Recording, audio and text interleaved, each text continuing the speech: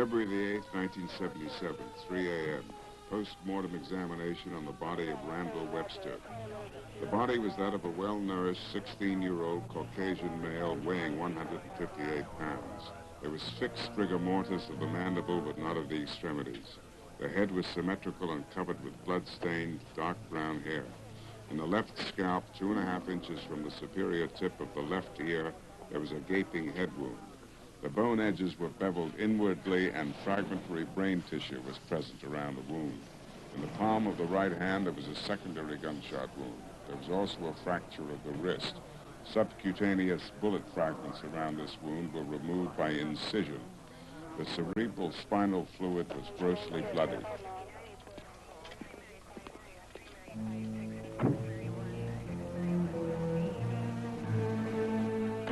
Randy Webster, age 17, died in Houston, Texas, the night of February 8th, 1977. While this dramatization is based on court records and interviews, the names of most characters except the Webster family have been changed. Other characters are composites of actual persons.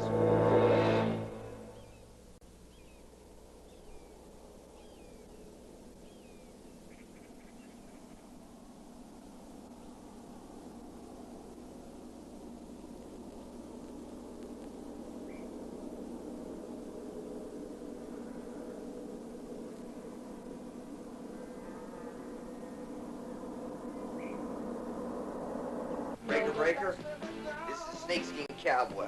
I repeat, this is Snakeskin Cowboy calling Earth. This is 1046 and I'm sinking fast. Come on.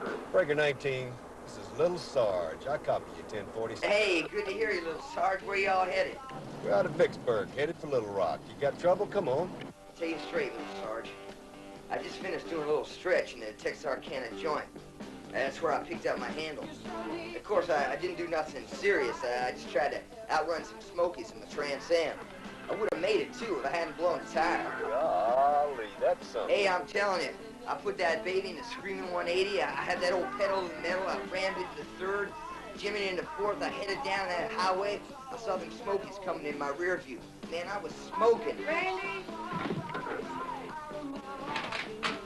Randy Webster, put that thing out. Wash up supper. Now!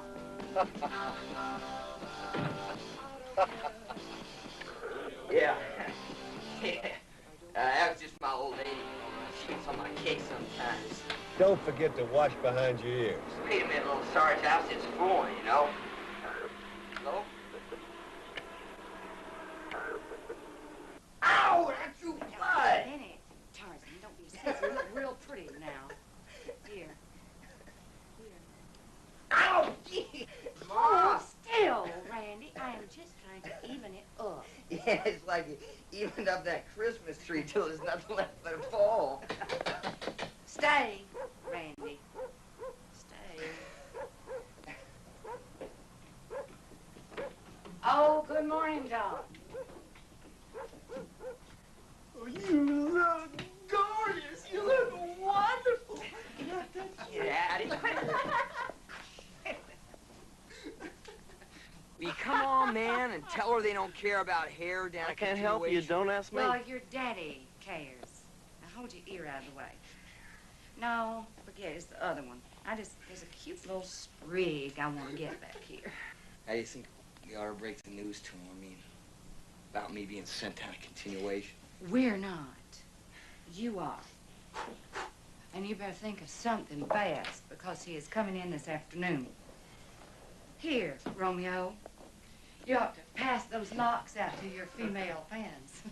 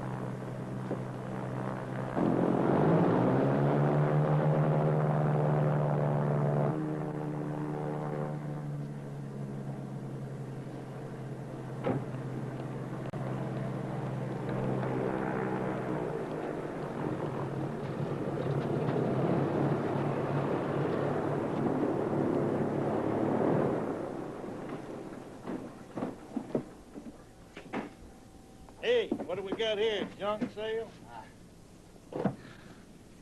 Hey, Nick. What do you think? Oh, it's, here's some stuff I'd clean out of my locker. A birdhouse? Yeah, I was making it from Mom in wood shop. I, sort of got transferred down to continuation. Well, you sure know how to make it tough on yourself, don't you? Well, you better tread lightly with your old man. There's a hell of a mess down there, and he's thinking about going back for repairs tomorrow. He also threw that back of his out again. Randy, coming, sir. Hey, don't start stirring him too much. He'll smell a rat for sure. Thanks, Nick. Good luck. I'll see y'all tomorrow. Don't worry about it, John. Oh, take care. Nick said it's real bad down there. I guarantee you. It's, been real nice around here. You drive. Yes, sir.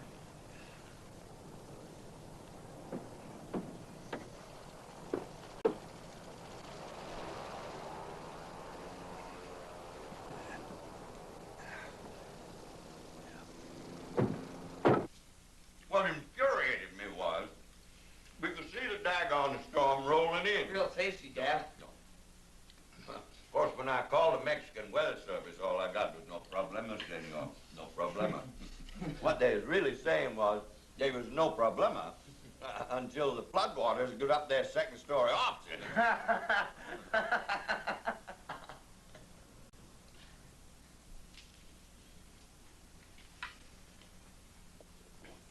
Okay, what happened? Let me have it. You've been grinning and tiptoeing ever since I got home. Now, what happened? Nothing.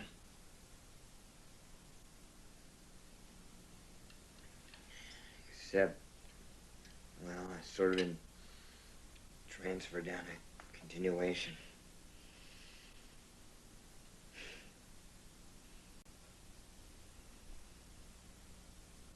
You mean kicked out? For cutting again, right? Right? So where you been going? Nowhere. What do you mean, nowhere? Where the hell you been going? Just out messing around. Nowhere, really. Well, that's just about where you're headed, isn't it, boy? Nowhere. What is this, the third time you've been suspended? I just don't like school is all. I'm not cut out for it. What are you cut out for, then?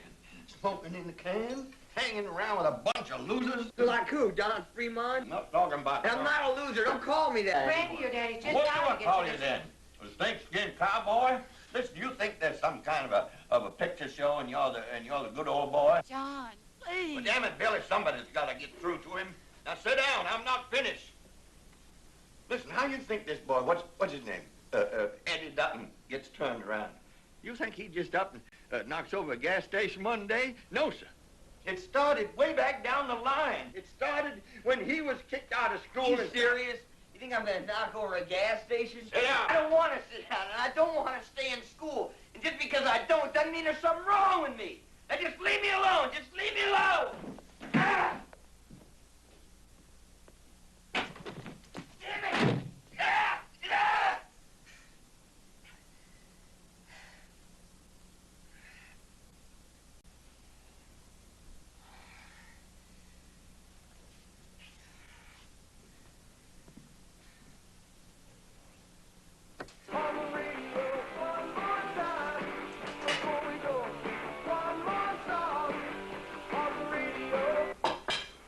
Kicked out of school, staying out all night. Smashing up his car like he's in some kind of picture show. Well, it's not a picture show. It's the real world out there. About time you figured that out. I don't know how it happened, sir, but now, well, I just don't feel like I belong here anymore. But it's not like I'm just trying to run away, sir. I mean, well, everybody needs a fresh start sometimes. Sometimes I get scared. It's like I think about what might happen if things go on like this, and I don't know. Look, I know you're not worried about Don here, but you're wondering about me. But if I could just be part of something bigger than me, something really important like the Navy, well, I'd be good at it, sir. And, well, I just want you to give me the chance. Whoa! Yahoo! Wow!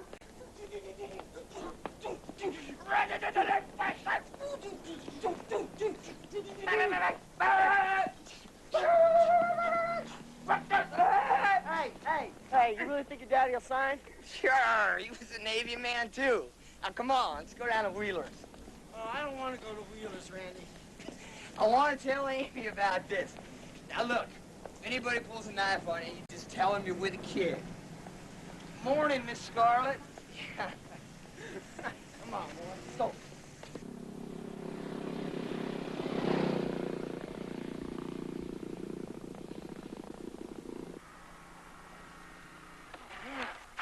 Go, come on.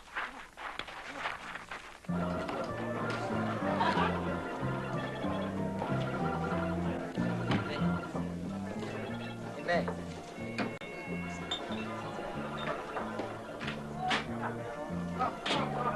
Say, Rusty. All right. Daddy, that's it. Good.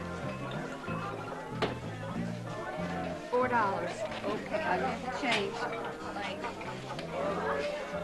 Hey, May. Hey, good looking. How are you? Hi, hey, is Amy around? Yeah, she's in the back, huh? Thanks.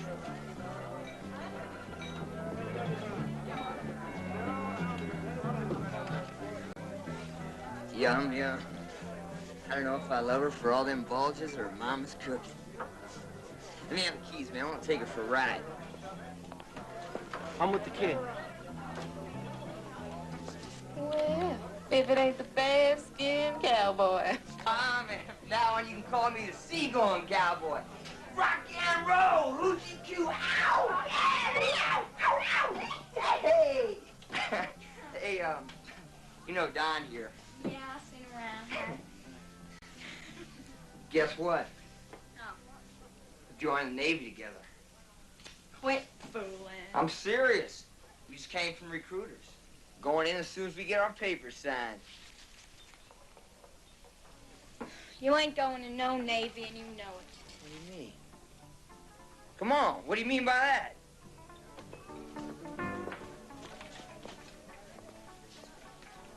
I'm gonna get me a soda.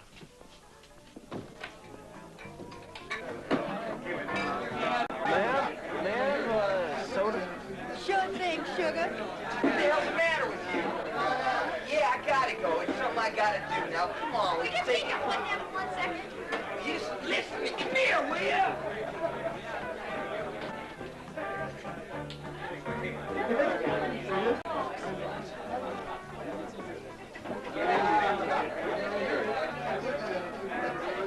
Oh, I forgot your soda.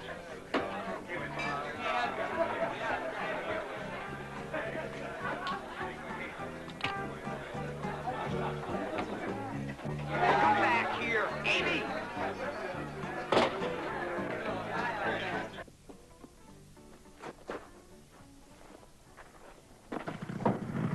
Hey, Randy!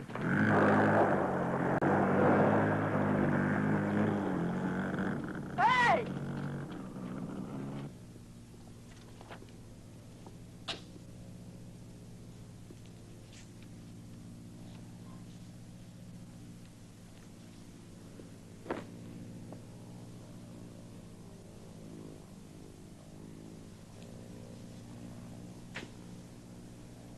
Did a pretty good job with that, didn't he?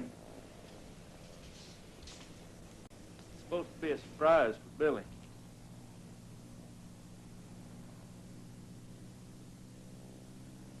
You think I'm too tough on him? Billy thinks so. Shoot, I don't know, John. Where's that wrench you promised to bring me?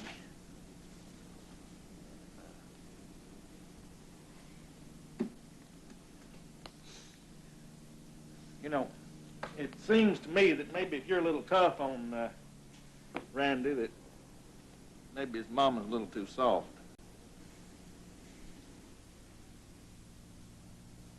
But how do you know? Particularly with a kid like Randy.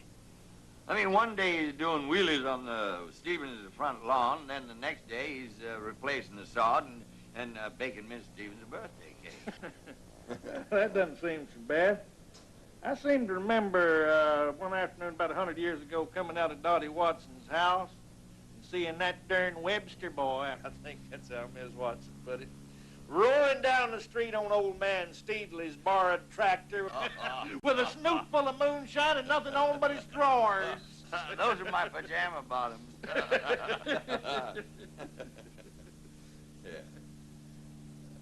Yeah. Cutting Joan Stevenson's lawn ain't nothing too bad. Well, whole thing is, I'm way too much in this here business. Not like before. Well, maybe Billy's right. Maybe I ought to ease up on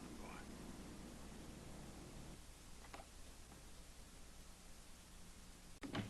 Randy? We're home. I'll be right out. I just wish you didn't have to leave tonight. Oh, I hate it. I just hate it. I don't want to go either, but I tell you, I got Matt down there, and he wants to leave.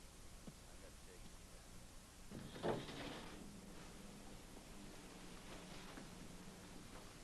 Back in 2 days. Okay. No, just zip her up. Oh, look here. What do you think? My goodness, look at her. I think a near picture. Anchors away.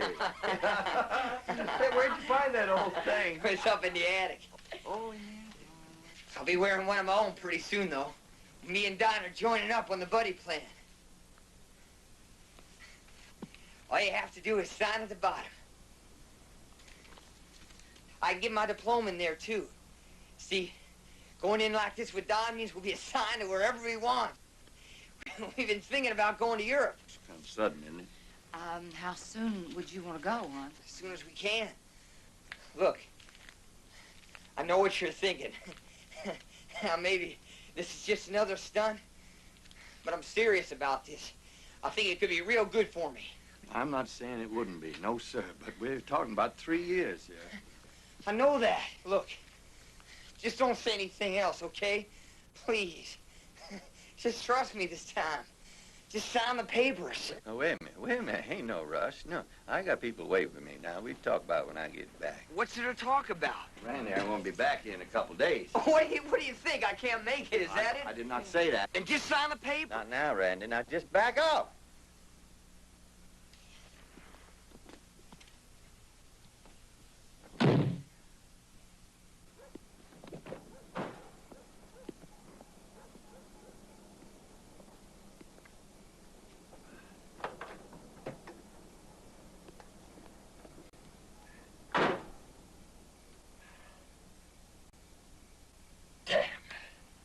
I'll be right back.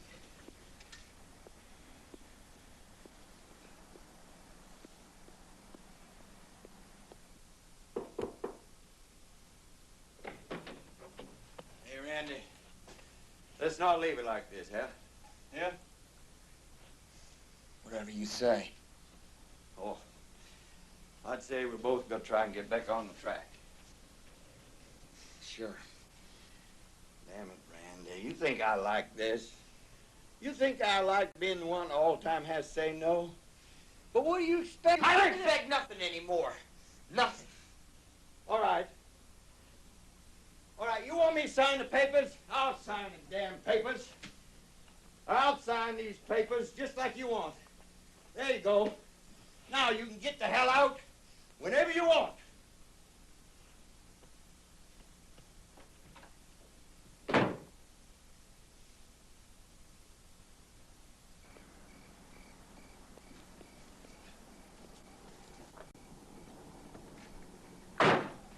What happened? I said I'm sorry. Now, come on, man. Let's shoot down to Houston. I'll buy you a six-pack. We can stay with Time Emmy. I got my mama's car, man. We can burn that town down. You're too much. Rip off my bike. Now you want me to go to Houston with you? Well, forget it, man. I ain't even so sure I want to go. Okay, man. Don't come.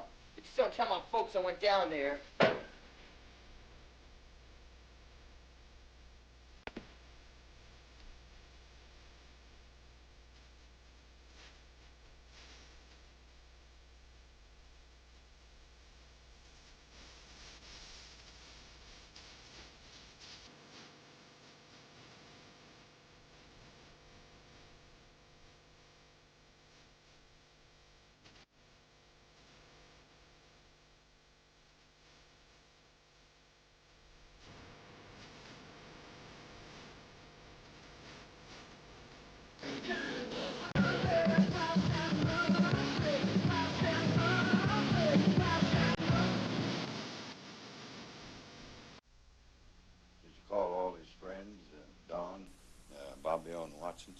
None of them have seen him since Friday. Well, try not to worry, darling.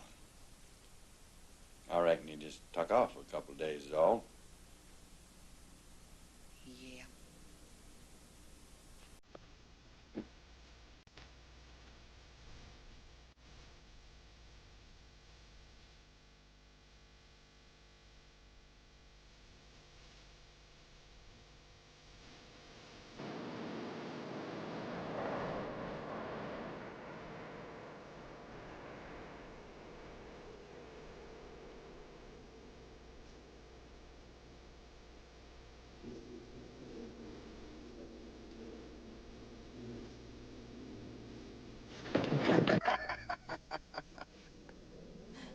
Come on, let's get the hell out of here. I'm gonna take off. Now, Thomas, just take her easy. You're riding with the kid, remember? With that, the kid reached into his boot and... Where's that little sucker? Aha! You stole those keys. You're nuts, man. You're really gonna do this, aren't you?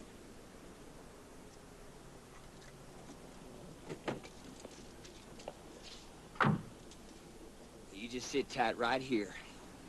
'Cause this is a move that made me famous. And, don't be screwing around with the car, okay? It's my mama's. Just take care of it, all right? Hey, wait, Randy.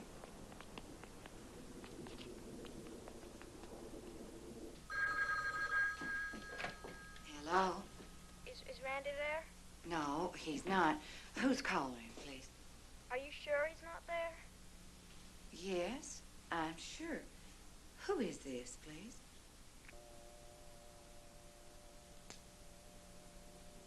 She just hung up.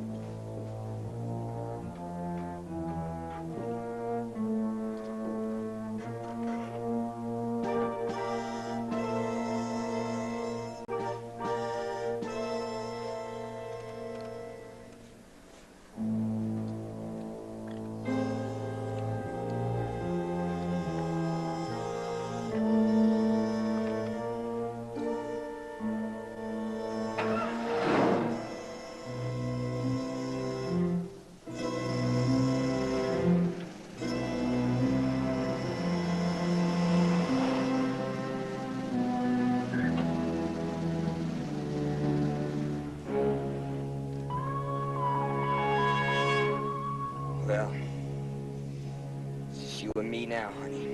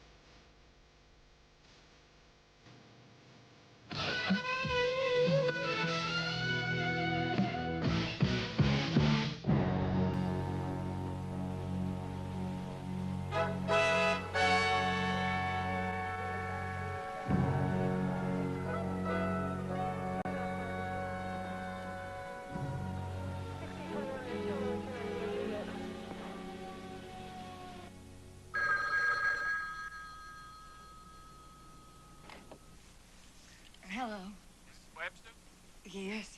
This is the Houston Police Department.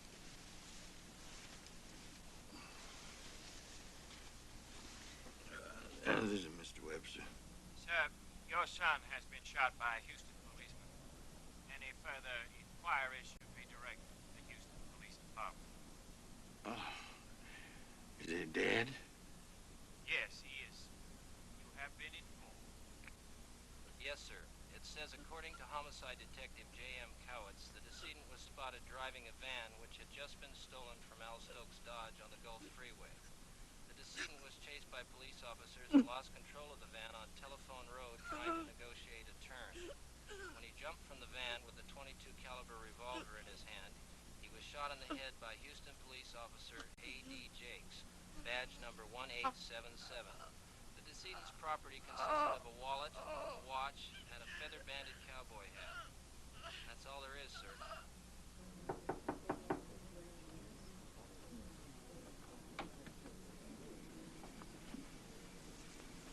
Hi, Jolene. Got the Houston paper. Nothing new in it, though. How they doing? Not so good. Hello?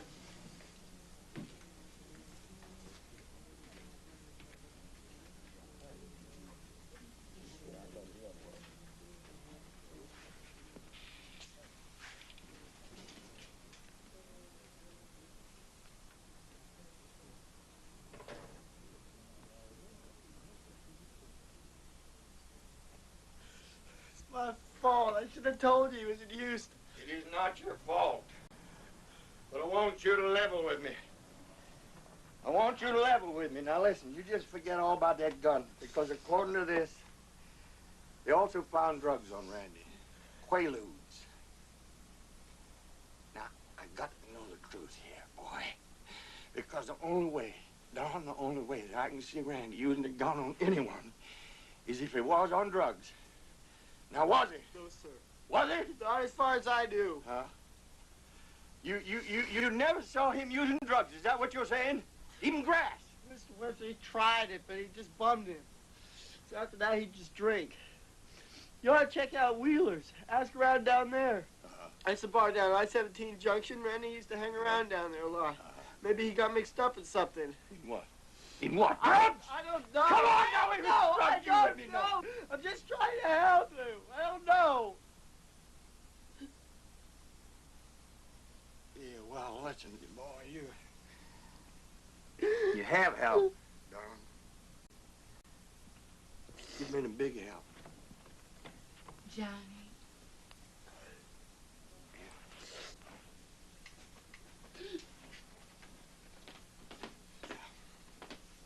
The airport just called. They're bringing Randy in.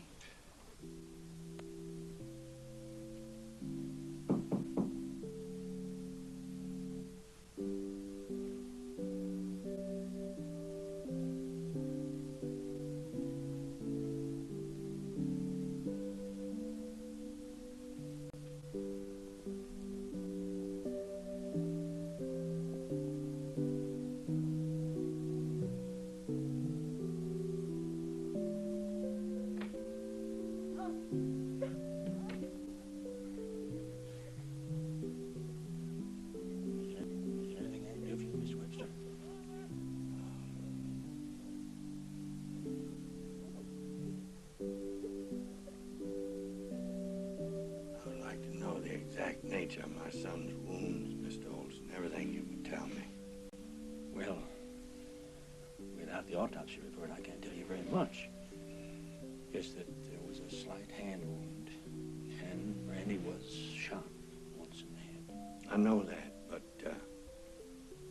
where in the head? In the left occipital, but it's right behind the ear. You mean from the side? Yes, or perhaps from behind, Mr. Webster.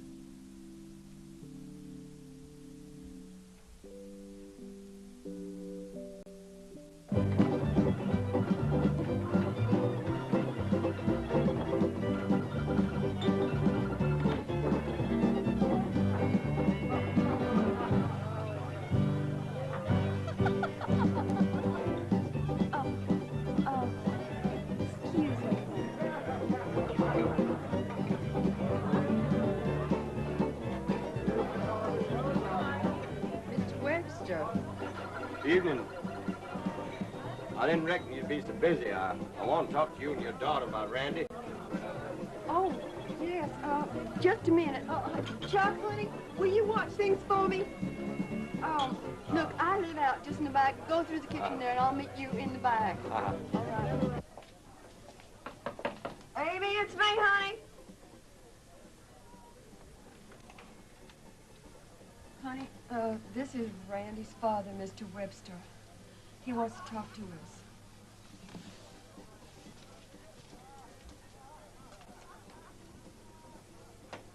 Could I get you a cup of coffee, Mr. Webster? No, thanks.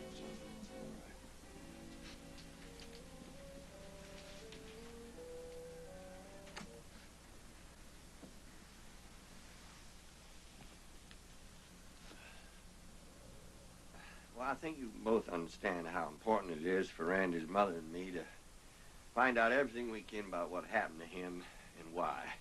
Now, that's why I'm here. Now, Amy, I mostly want to talk to you. But I'm not pointing a finger. I'm not trying to blame anybody. You hear?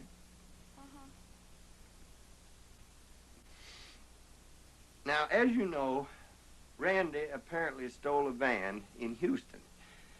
But what nobody can figure out is why. Or what was he going to do with it?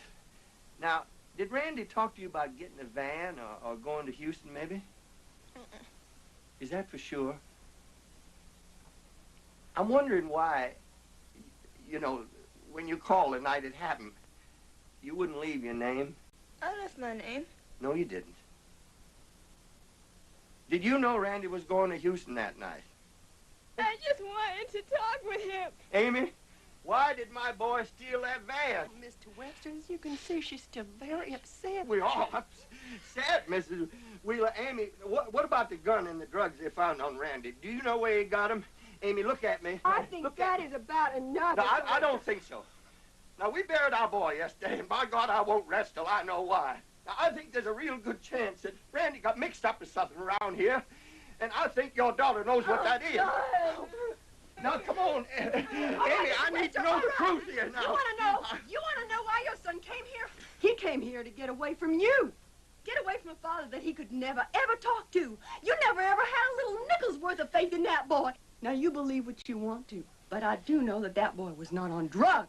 And there is no way in this world that that boy would have pulled a gun on anybody.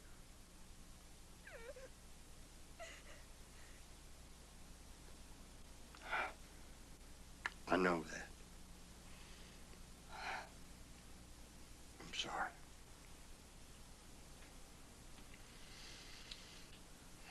I'm sorry, too, Mr. Webster.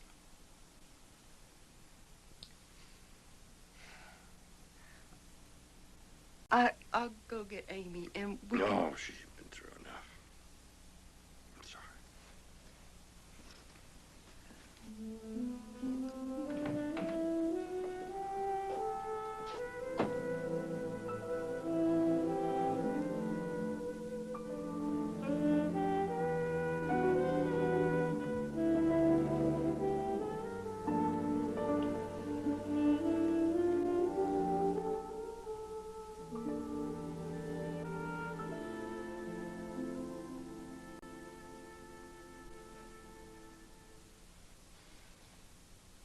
I didn't hear you come in.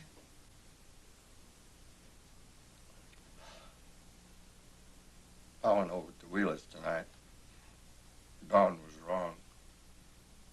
The only thing Randy was mixed up with over there was a girl. I can't believe it happened the way they said, Johnny. I just can't. I'm flying down to Houston Monday. I'll try to look up this Tommy Leigh. I'm going with you. We're gonna make it, darling. We're gonna survive this. I promise.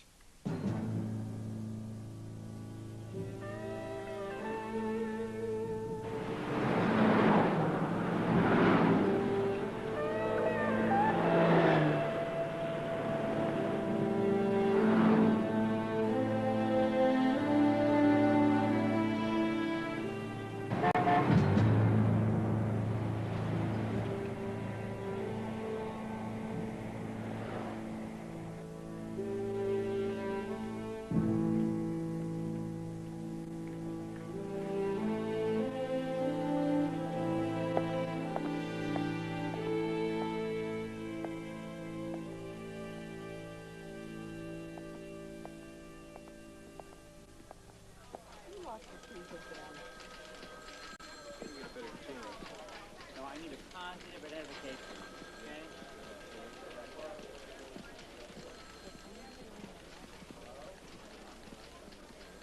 Because the autopsy report would include the results of the blood test. That's why. Thank you. All we know is that it was shipped from the manufacturer to a Houston discount store in '64. Well, it changed hands a couple of times before your son got hold of it. Well, I've never seen it before. You never saw your son steal a van before either, Mr. Webster. Wait a minute. We're getting off the track here. I'm not accusing anybody of anything. We're just trying to piece this thing together, that's all. Mr. Webster, you should know that Officer Jakes has been cleared by the Harris County Grand Jury. But it hadn't even been 2 weeks. Cases like this are handled pretty quickly, ma'am. What kind of case is this? Pretty open and shut, sir. In fact, Officer Jakes had never even fired his gun in the line of duty before this. He's with the traffic division. We'd like to see a copy of Officer Jake's report, that's all right. That's against regulation, sir. I'd have to get permission from Chief Newmeyer himself. We'd be happy to wait, Sergeant.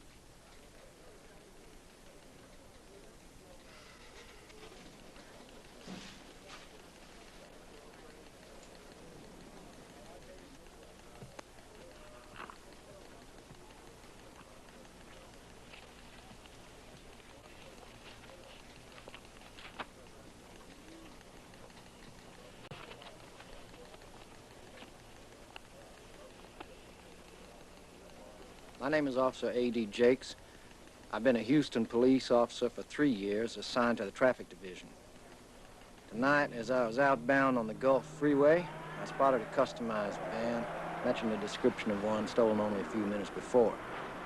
When I attempted to pull him over, he sped up and began running from me. This is 117. I have a positive ID on that stolen van. I'm in pursuit.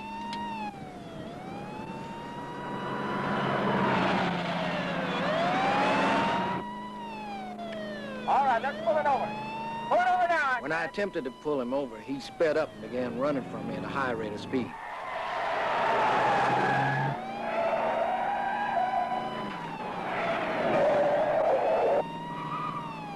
This is 117.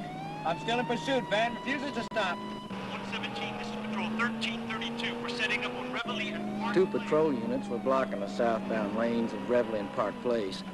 When it became apparent the van wasn't going to stop, one of the patrol units backed out of his way at the last second, and I followed him through.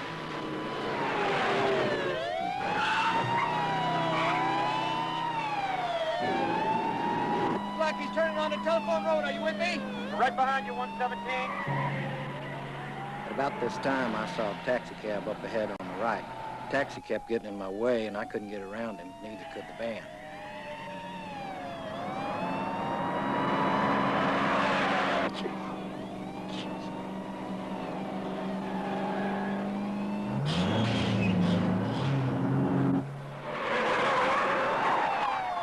The van attempted a left turn into a refinery, crashed through a barricade, and went into a 180-degree skid. I jumped from my patrol vehicle and drew my pistol out of my holster as I approached the van. Get out! Get out of there! Get out of there! Come on! Get out of there! As I came around the door, I heard the other officers yelling that he had a gun. Move, move, move, move, move! Get out! He's got a gun!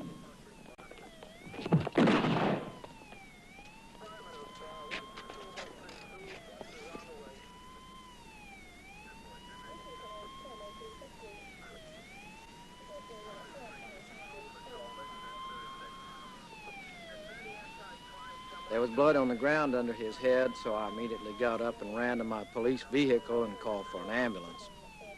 Signed, A.D. Jakes, police officer, traffic division.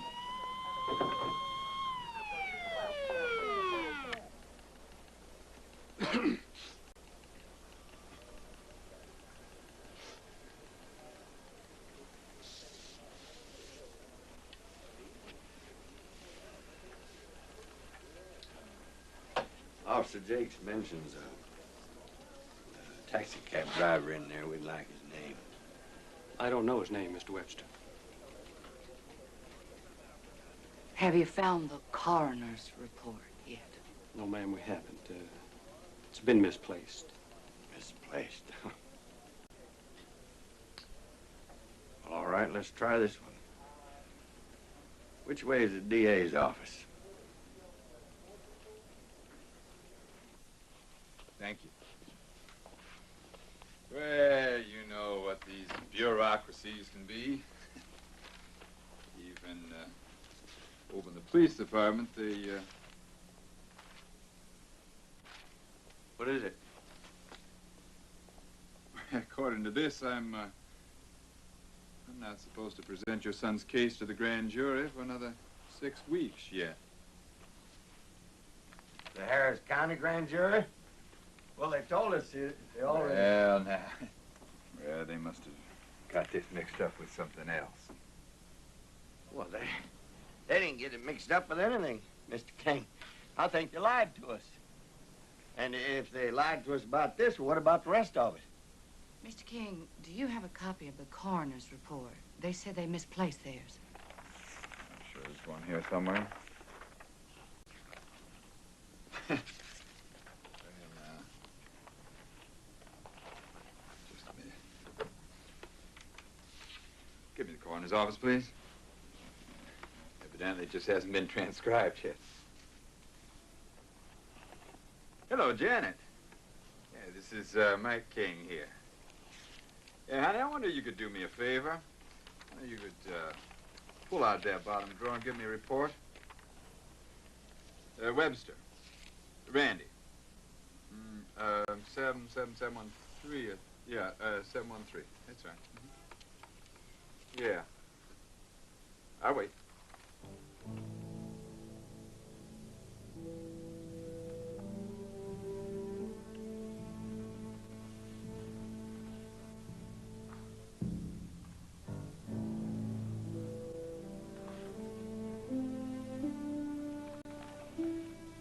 Yes. Yes, Janet, I know that. What about the blood test? Alcohol and barbiturate's negative. What about Quaaludes? Janet, what about Quaaludes? I see. Well, thank you, hon. Yeah, fine. They didn't test for Quaaludes. Let me give you a little theory here.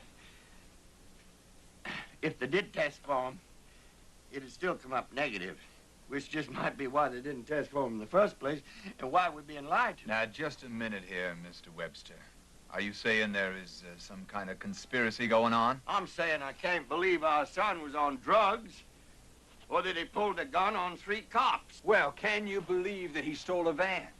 That he drove it through a plate glass window, and then he led the cops on a high-speed chase halfway across the town? Now, can you believe that? He was capable of that, I admit it. He gets himself wound up and has a couple of drinks, maybe, and gets a chip on his shoulder, and off he goes. Just like that, huh? You know, I don't think I'll ever get used to it. Every parent expects the police to be absolutely perfect in a split-second decision that involves their kids.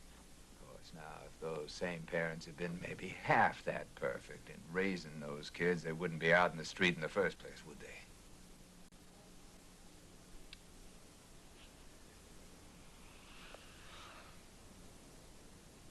There's something wrong here, I'm telling you. The lies, blood test, the way Randy was shot from behind. There's something going on here, Mr. King, and we're going to find out what it is. Now, that report mentions a cabbie. We'd like his name. Sure.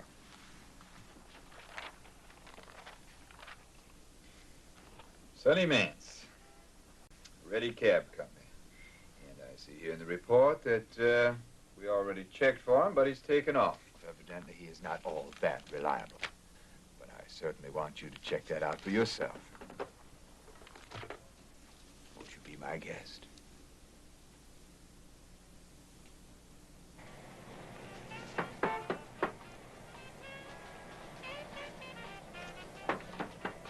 Is that your car out there?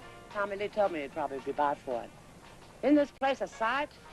I'm Martha Dodson, the landlady. Well, I'm John Webster. This is my wife, Billy. When Tommy Lee coming back? Well, he said he'd be gone for a couple of days, but he's been gone almost a week now. He asked me to feed a spider. I hate spiders. You watch him snap up this quick as that. Do you have any idea how we could reach him? No, I don't, but he took out of here like the coppers were on his tail. Is that right? Well, you think Tommy Lee's a bit mixed up in something, do you? Could be, I guess. But you know how it is around here.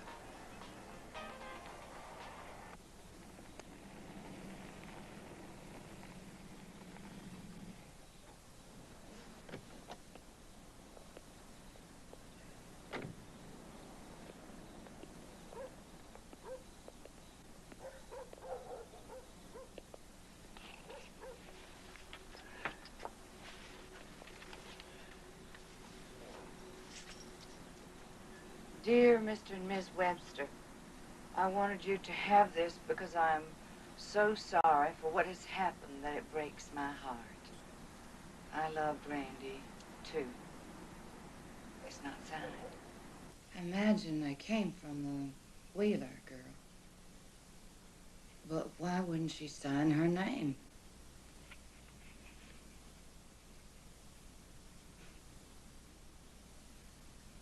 What kind of a girl is she, Amy Wheeler? She's fine. She cared a whole lot about him. I'm going back there for the grand jury hearing. Maybe there's some way I can appear before him myself.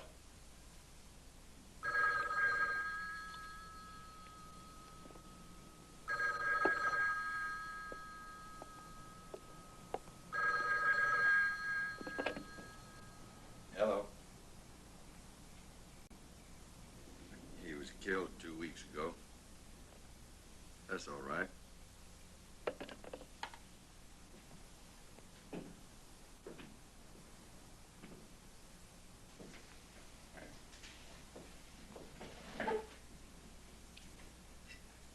That was the Navy recruiter.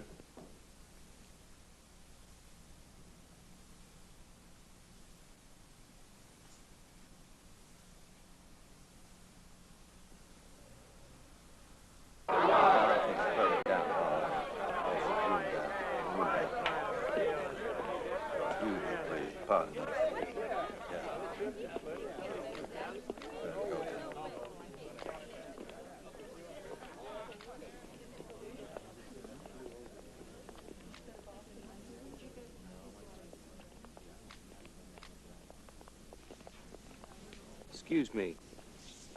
Are you here for the Gibson trial? No, we're here for the Webster grand jury hearing. Oh, are you his parents? Yes, we are. Oh, so you're here for the, Well, to appear before the county grand jury. Right. Mr. Webster, I'm here on another story. My name's Tom Curtis. I'm with the Texas Monthly. Now, I was just wondering if, I said I was just wondering if... Anyway, I was just wondering if you'd mind talking about your son's case. And I'll tell you why, sir. I'm thinking about doing a piece on the Houston police. Now, from what I understand... What kind of piece, Mr. Curtis? Well, I don't know if you've heard, but there's been an epidemic of police shootings the last year or so. It's almost like a shoot first, ask questions later policy. Now, from what I understand... Wait a minute! He was called out and Fergie couldn't hold on and the run is in. There were no witnesses to your son's death, were there? Other than the police, I mean. One, yeah, there was a cabbie by the name of Mance, but I hear he's very unreliable.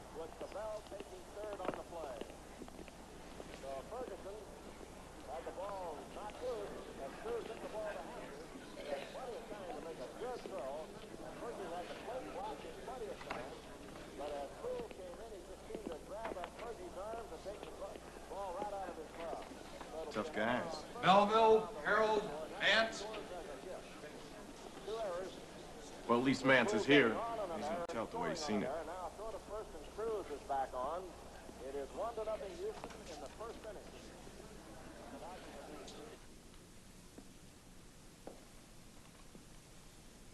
Don't worry, ma'am. Can't take much longer.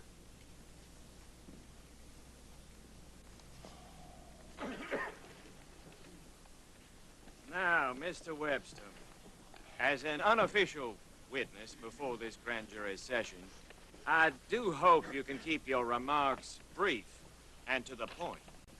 Well, I just won't say a few words about my boy and point out what I think is some serious discrepancy in the police version.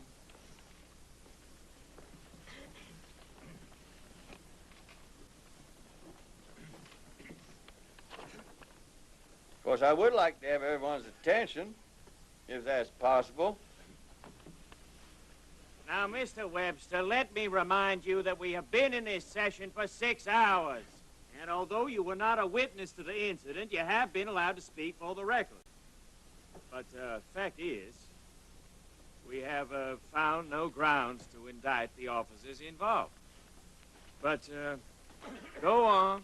You may proceed.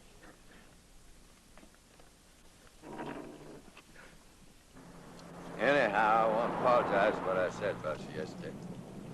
Well, I guess I wasn't too reliable after all. It seems how they let them guys get off. We're coming up on Telephone Road right here. Anyway, it's right about here when I looked up and seen him in my rear view. But like I said, I jumped on him, thinking I could speed up and stay ahead of the van, maybe slow him down. But he was moving, boy, about 90 miles an hour. Did you see Randy? Just a glimpse. Then all I saw was the side of the van when the van pulled up alongside of me. I remember I swerved a little bit to make him back off, but he held his ground, boy. We were coming up from that refinery by then, and I saw this traffic barrier like a sawhorse across some road work. Well, I got around it, but the van went through it, bam, just like that. He lost control, I guess, because he went into a skid right next to me. I kept going and sort of swerved up a little farther, you know? Then I jumped out, and I heard some cops firing some warning shots. Come on, now, give him,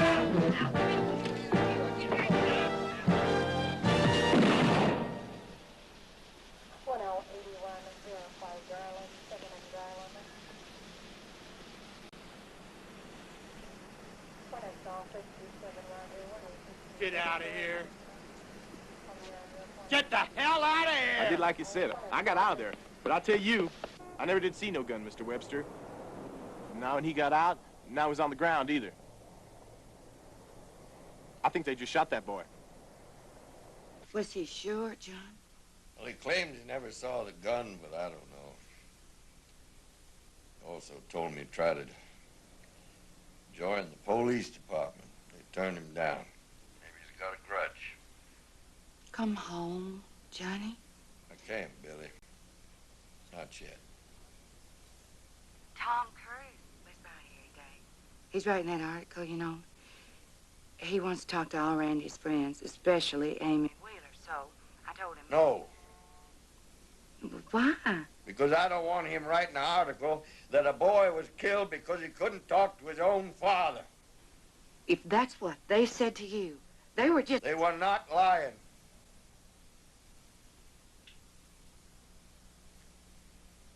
I'm sorry. I'm a little tired. I'll call you tomorrow.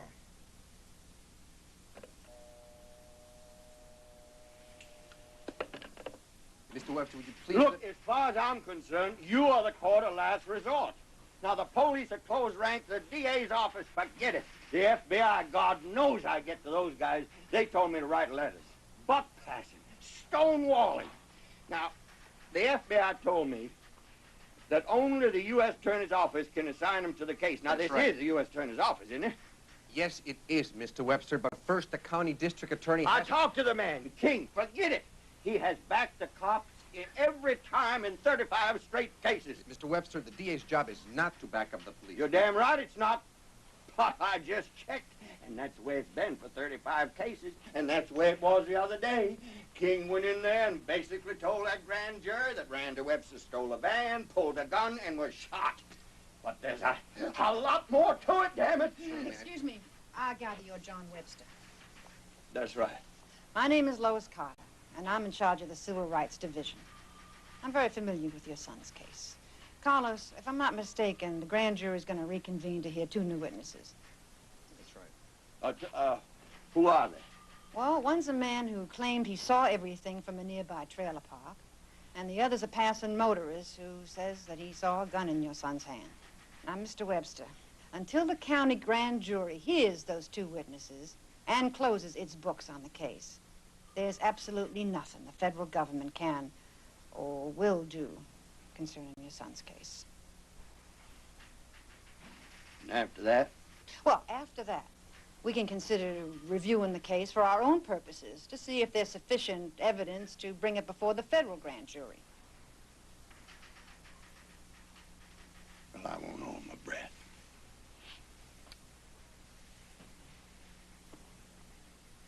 Boy, you know, before all this, I was innocent. I really was.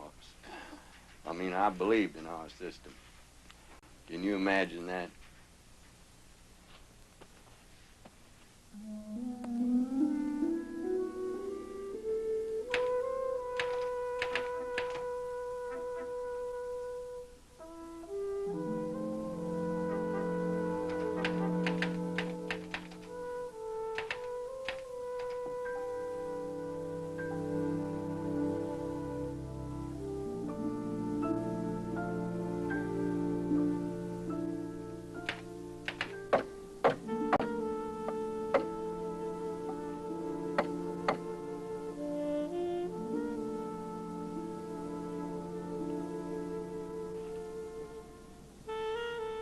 How are you, Dave, Bob? No, not a word from the chief or the FBI. It's been weeks. And according to the district attorney, neither of the new witnesses were reliable. I sure hate to see you leave this house. I just got the autopsy report. Looks like Randy was murdered in cold blood. Those mags firing all right? Yeah. Let's go. You better sit down, honey.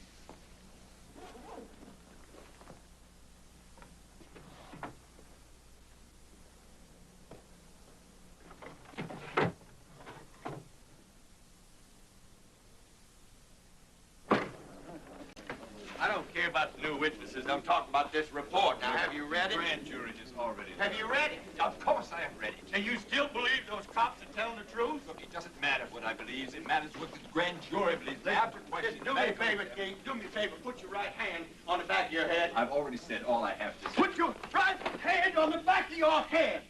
There. Now, Randy was shot like this, Mr. King, through the back of his head in a downward trajectory. The report states. Now, how are you going to get that angle? I'll tell you how. They had Randy on the ground, and he was reaching back to protect himself with the hand he was supposedly holding a gun in when Jake shot him. A fragment of that same bullet hit his palm and broke his wrist. Now, you look at me, and you tell me that you honestly believe that those cops are telling the truth. I've already told you what I believe. Now, as far as I am concerned, and as far as the grand jury is concerned, this case is closed. Period.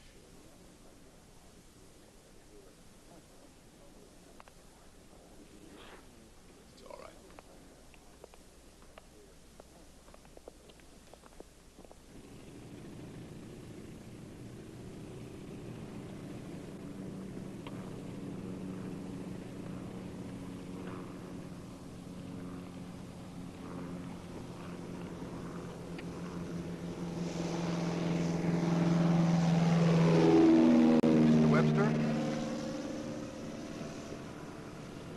Glad I caught you, sir. I'm Carlos Vega from the United States Attorney's Office, remember? Sir, I would like to talk to you about your son's case if you have some time. Grand jury and the district attorney say there is no case. That's the county grand jury, sir. We're a federal outfit, the Civil Rights Division. Civil rights. Sir, we just got a call from a Tommy Lee Swanson. That's the boy Randy was with then. Now, he's been afraid to come forward because of the plea. And he says Randy didn't have a gun that night. Now, he's coming in on Friday, which is why we like to talk to him. Our office has decided to review the case. Have you read the report? Yes, I have. All of them? Coroner's report? That too, yes, sir. And you tell me what you think happened out there that night. Mr. Webster, I think they murdered him. And another thing about the gun. That he came from Houston? No. That it was unloaded. You mean to tell me? Yes. Carlos wanted to see how many bullets were in the gun and what brand they were. Desk sergeant finally admitted that the gun was unloaded, which of course makes the policeman's version even less convincing. Less convincing? Great Scott, it makes it totally unbelievable.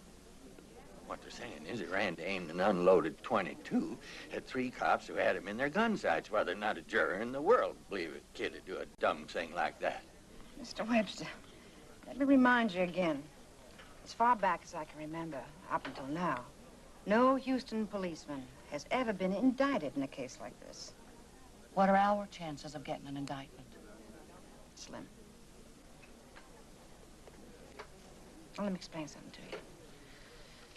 Houston's in pretty bad shape right now. Murder rate's doubled. Rape and robbery are up 30%. The last thing that people want to see at a time like this is a cop pulled off the street and thrown into jail. It's just the way it is. Was it even remotely possible that he had a gun? Not really. Well, look, Tommy. If he had the keys and you didn't know about them, isn't it also possible that he had a gun? Maybe. But you see, the keys were in a little container he got out of the van earlier that day. I mean, a gun's a lot bigger. You notice something like that if you had it on him. Aside from a few hits of grass from those boys at the park, were there any other drugs taken?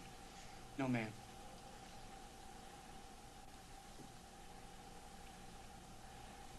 How could it happen, Tommy Lee? What was in Randy's mind? Why did he do it? I don't know, Mrs. Webster. I really don't.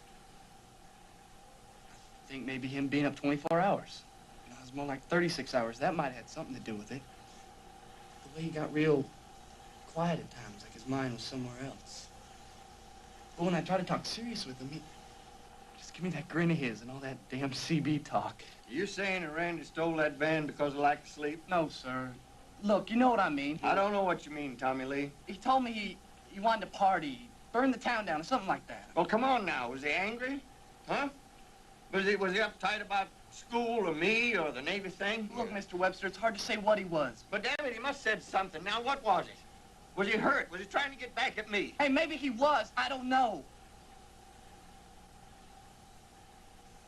Look, you know, maybe you ought to talk to Amy Wheeler, because she's probably the only one who we could really open up to about stuff like this.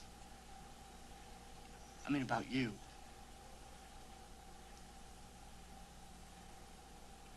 You listen to those kids? They sure do feel at home here. Oh, I love this room, especially the light.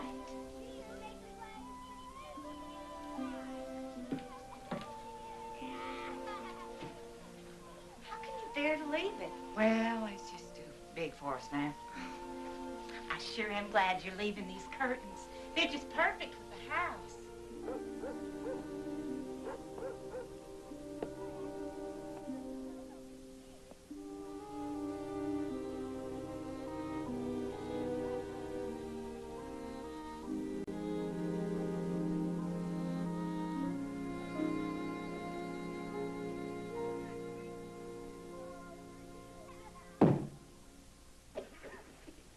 Officer Jakes, just when did you shoot the boy? Well, I can't say exactly, but it was after I observed the gun in his hand and while I was in the process of tackling him. Mm-hmm. And how was he positioned when you tackled him?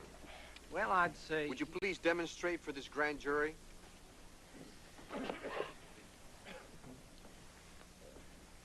About like this, I'd say. An upright position with his hands low and ready. And then where did you hit him? I caught him in the chest, I think.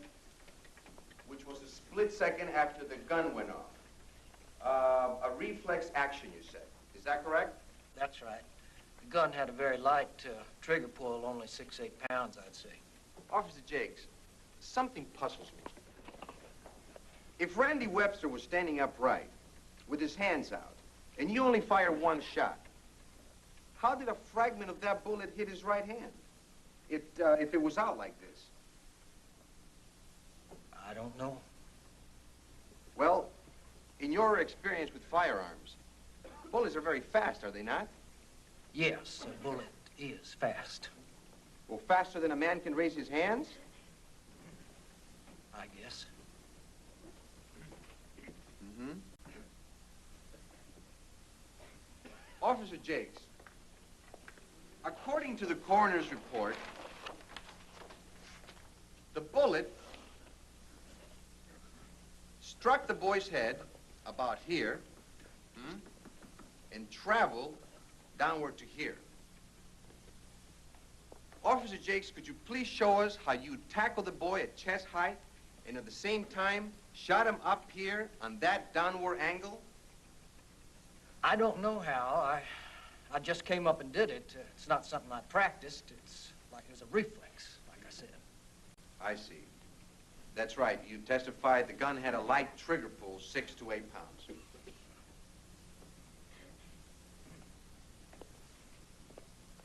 Do you remember where the cab driver was during this? Last time I saw him, he was parked farther down the road. So you don't remember him running back to the scene? If he did, I didn't see it. Well, he did, Officer Jakes. He did. And according to him, there was no gun near the boy when he ran up. How do you account for that? Well, first of all, if he was there, I doubt if he's close enough to see it. And second, Bob, that's Officer Draxel, he might have had the gun in his hand when the cabbie came up. Officer Draxel? Yeah. He picked up the gun because the kid was still moving and he might have reached for it. It must have been about that time that this guy come running up. And after the boy stopped moving, Draxel returned the gun to his original spot, I suppose. That's right. Officer Jakes, I am sure that you've heard the term throwdown,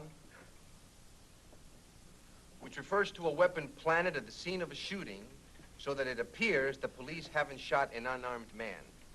Did you, or Officers Vane or Draxel, provide a throwdown weapon in this case? Absolutely not. All right. Goodbye. Those cops are gonna get off.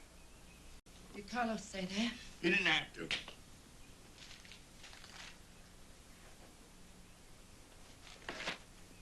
And what if they do? What's that supposed to mean? Just that, John. What if they do get off? What then? Well, try something else. Get our own lawyer, maybe. And if that doesn't work, if none of it works, John, how long does it go on?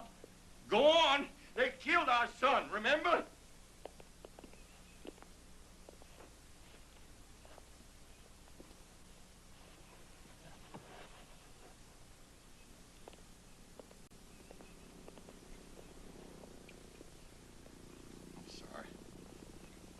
Scared sometimes. Bill, it's only been 4 months. It's been forever, John. You're obsessed with it now. You can't eat. You can't sleep. You wake up every night in a cold sweat. That's enough, Billy, okay? No, it's not okay. My God, you're so full of bitterness and guilt. I can't even talk to you anymore. Yes, John, they killed our boy. And I want them to pay for it just as much as you do, but that won't bring Randy back. And so that leaves us, John. We're all we have now. And if we lose each other, then we've lost everything.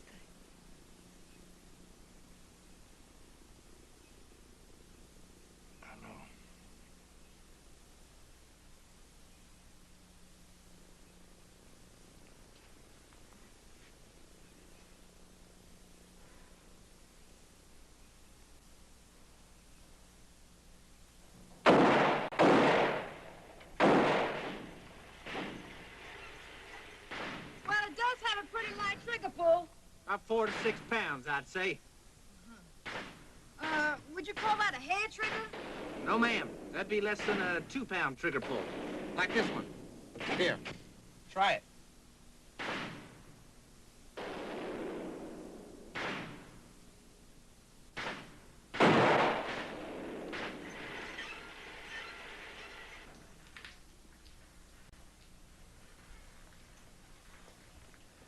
Hi. I'm from the U.S. Attorney's Office. I'm trying to trace down a long-barreled .22 that was purchased here in 1964. 64? Mm-hmm. Jeez, I don't know. Let's go back and take a look. Sure thing. We ain't exactly what you'd call computerized yet. Good luck. Thank you.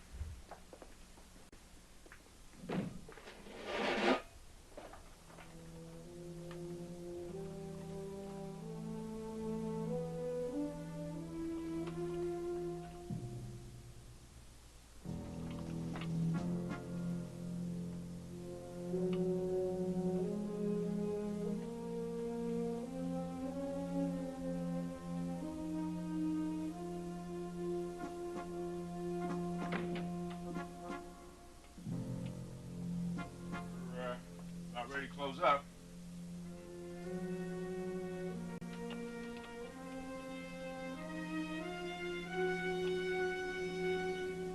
Got it. I got it. Robert Rosello lives at 2908 Deacon Street. Or at least he did 13 years ago. Mm-hmm. You got a phone book around here?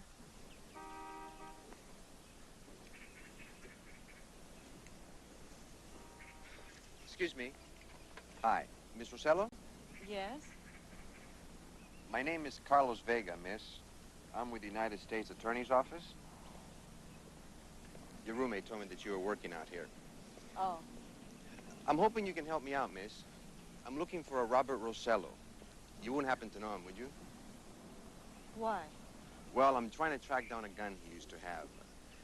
You see, I'm involved in this case. The police have it. What? The gun. The police have it.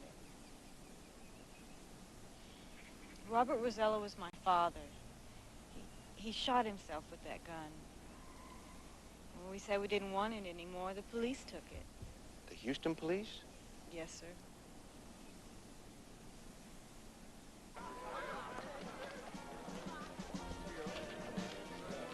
This is your last picture. Now, everybody get. Give me a chance to put my boots on. Hey, Charlie, is parade ready to move out? Wait on you, Chief. Wait on you. I don't want anybody How'd you, Chief? All right, Mrs. Carter, what's so urgent? What's this all about? It's about the Randy Webster shooting, sir. Yeah, if you recall, this incident involved a 16-year-old boy who allegedly... I'm well acquainted with the shooting, Mrs. Carter. Then you know that a gun was found next to the boy after he was shot. You mean the gun that he pulled on the officer before he was shot? No, we don't believe that's the case, sir. We believe that gun was a throwdown. That's a lot of bull. This shooting was reviewed by the district attorney's office, by the county and federal grand jury, and by our own internal affairs division. And none of them knew where the gun came from, sir. Until just now, thanks to Mr. Vega. This is as far as we've traced it. Right to your property room. It says there that the gun was melted down in 1968. Obviously, it was not.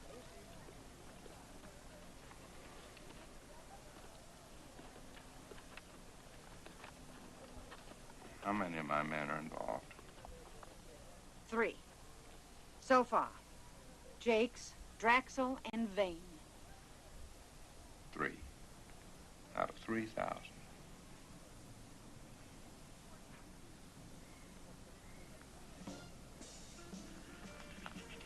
Until about 2 minutes ago, this was the best day of the year to be chief. Riding the white horse in front of the police band, waving my hat at the kids.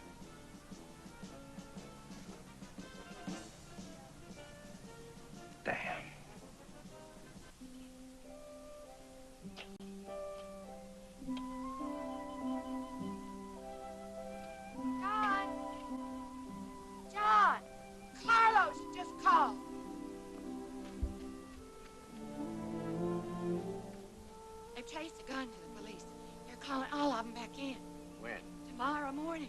fly to Houston right away?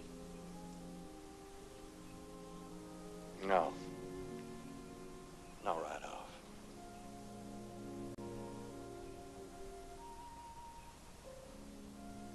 I think I'll go over and see Amy Wheeler first. So what I'm saying is that what happened to Randy didn't have nothing to do with you or your place here or anything like that. You understand? Yes. And maybe my coming at you, like I did that night, was a way of taking the weight off my own shoulders. I'm sorry about that. It's not your fault that he ran away, Mr. Webster. I want you to know that we are grateful that Randy had somebody like you that he could open up to. It's not true. It's not.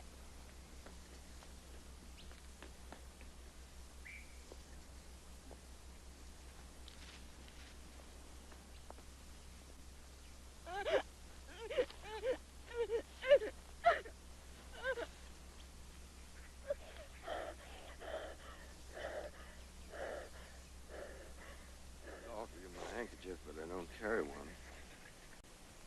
Would you like my sleeve?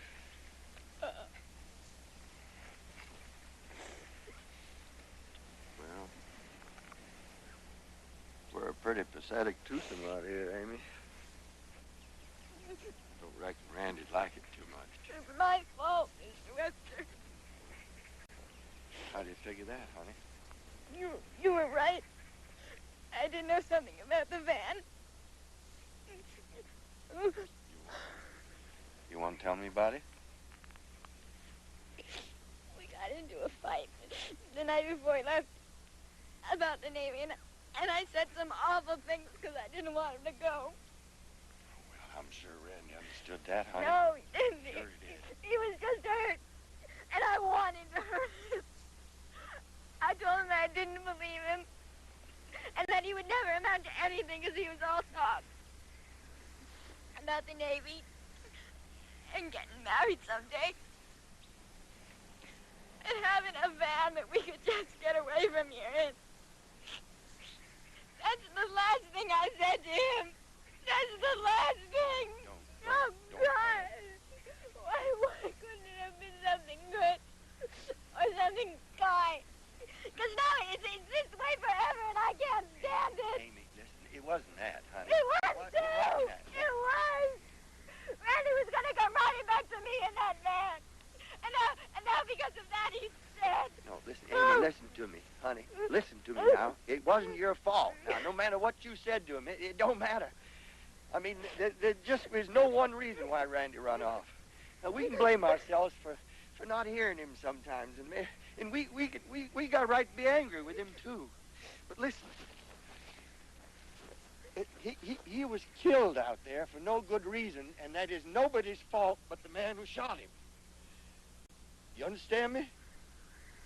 We are not responsible for that. None of us. At least of all you, honey, because he loved you. And you know that, don't you?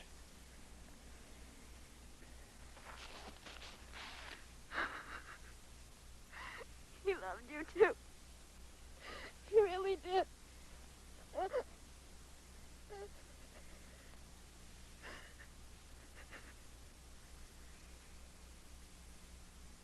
You have the right to remain silent and refuse to answer any questions. Do you understand that, Officer Vane? Yes. And you have the right to consult an attorney before speaking, and to have one present during any questioning, now or in the future. Do you understand that, Officer Vane? Yes. Now that I have advised you of your rights, are you willing to answer questions without a lawyer present? Yes, I am. So you saw the gun in the boy's hand when he came out of the van. Then you saw Officer Jakes tackle him and shoot him. Is that right? That's right. Or, is it possible that he shot first and then tackled him? About the same time. Did the boy have the gun in his hand when Officer Jakes tackled him? I guess he did, yeah. Well, now, how did the boy get shot in the hand? I mean, the very same hand that he was holding the gun in. I don't know. Haven't we been over this enough? Vane, you said the last time you saw the gun, it was on the ground. Did anybody touch it? You already know that Bob, Officer Draxel, picked it up. Or did he invent that to explain why his fingerprints were on the gun? He picked it up because the kid was still moving, not to... Not to what? I thought you meant that he intentionally put it...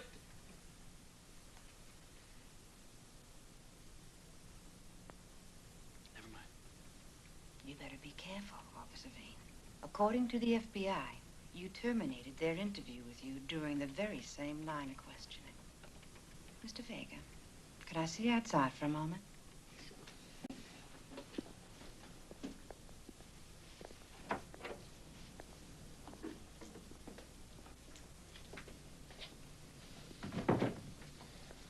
Let's let him cook in there for a while, huh?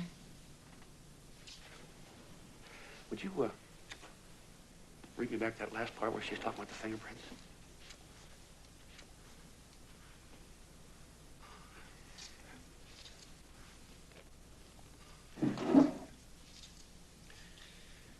Carter, to explain why his fingerprints were found on the gun. Vane.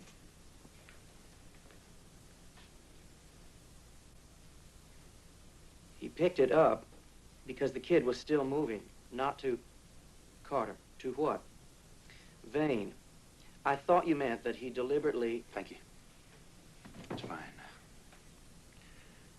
was just curious. Officer Vane, why did you refuse to write up a report on this incident? I didn't refuse. I just didn't think it was necessary. Do you want to call a lawyer? No. Why? You seem mighty uncomfortable. A little tense is all. I mean, who wouldn't be? Officer Vane, maybe you should take some time now and call your wife. Look, I'm just uncomfortable trying to remember all this. I mean, it... We know exactly what you mean. We got some bad news for you. We know where the gun came from.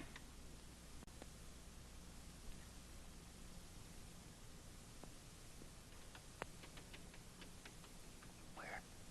From the Houston Police's own property room. You've got two choices now. Either you can keep on lying and stand trial with Officers Draxel and Jakes, or you can start telling the truth and exchange it for immunity from prosecution. It's a one-time only offer. I'd suggest you take it right away. Have you talked to Chief Newmeyer about this? Oh, of course. That's why you're here. I'm gonna ask you again, for the last time. Did Randy Webster come out of that van with a gun in his hand?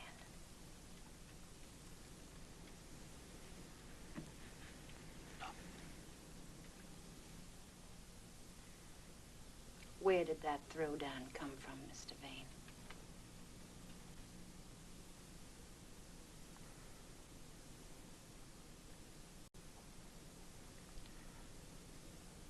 Now I want to see my lawyer.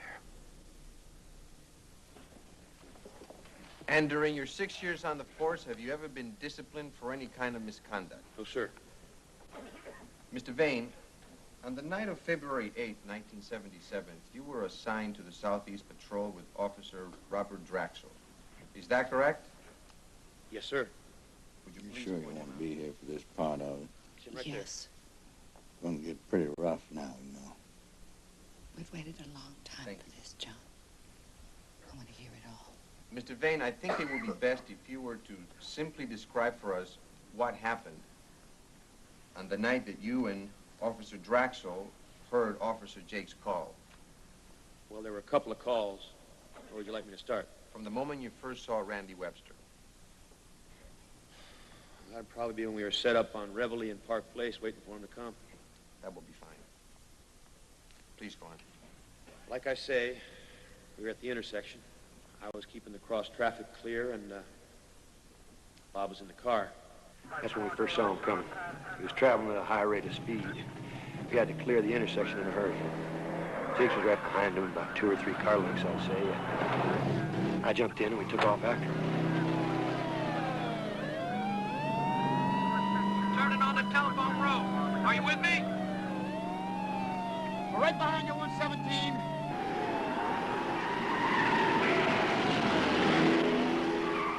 swung into Telephone Road, headed outbound when a cab got into the chase. Got up to over 100 miles per hour. The van started going all over both lanes at this time, and the cab was even up with the van. They sideswiped and bounced off each other once.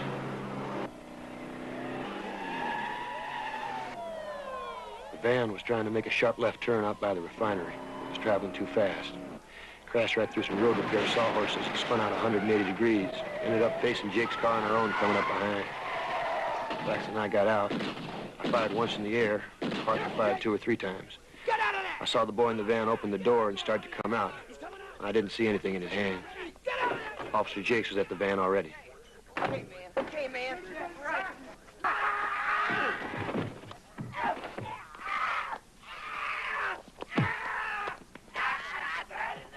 Please, I'm sorry.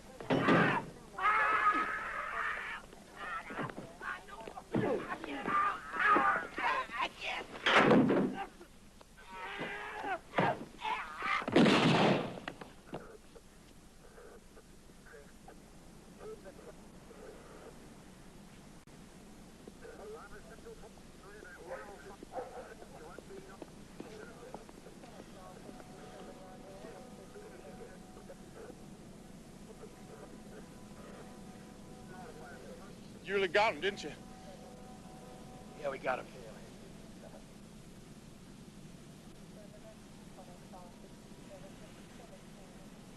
Get out of here. Get out! He's seen everything, Bobby. Wait!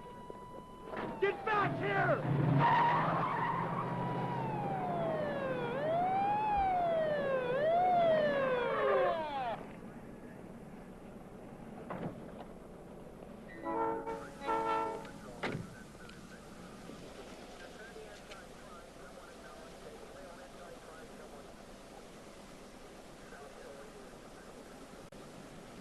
What happened?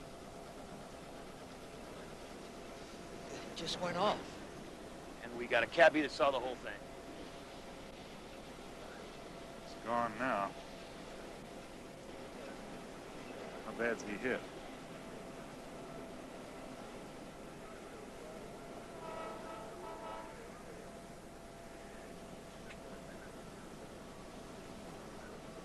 Looks like he's had it. Is he armed? Don't look at me. It's these guys' mess. Hell, I don't know if we should use a throwdown. Not with that cabbie. Jakes, what do you want to do?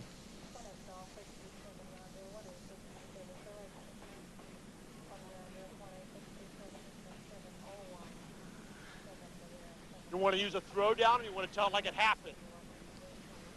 I don't know. Damn it, make up your mind. Yeah, okay. I think we should use one. Does anybody have one? There's Hawks. Hang on.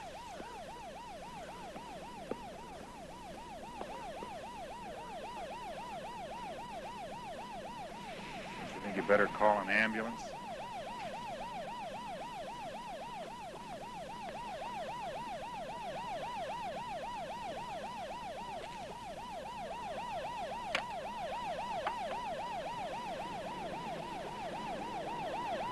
I don't have any ammo for this.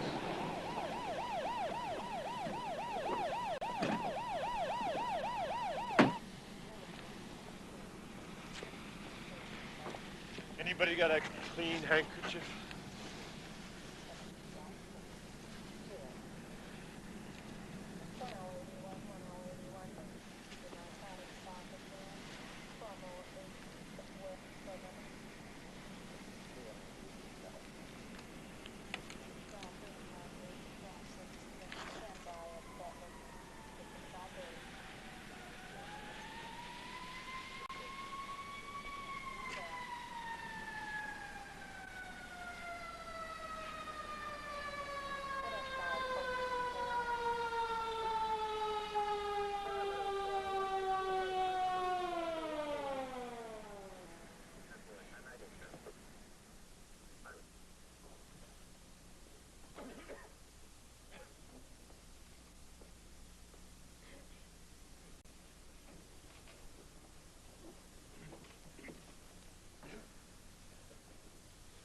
Mr. Vane, in your judgment, was there anything any of you could have done for the boy? No, sir. He had lost a lot of blood. By the time the ambulance got there, we all thought he was dead.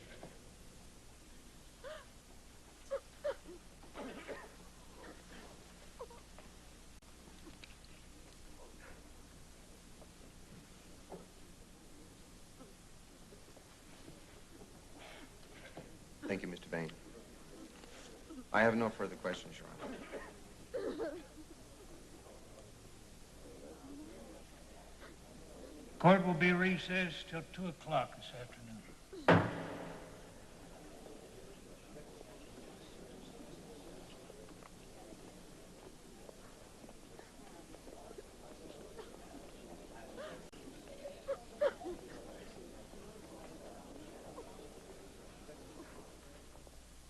In March 1979, the court found the officers and the sergeant not guilty of violating Randy Webster's civil rights. But 2 of the officers were found guilty of perjury and were sentenced to 5 years of probation. John and Billy Webster later filed a civil suit, and in October 1980, a jury in Houston found the city of Houston and 2 of the former police officers liable for damages in the death of Randall Allen Webster.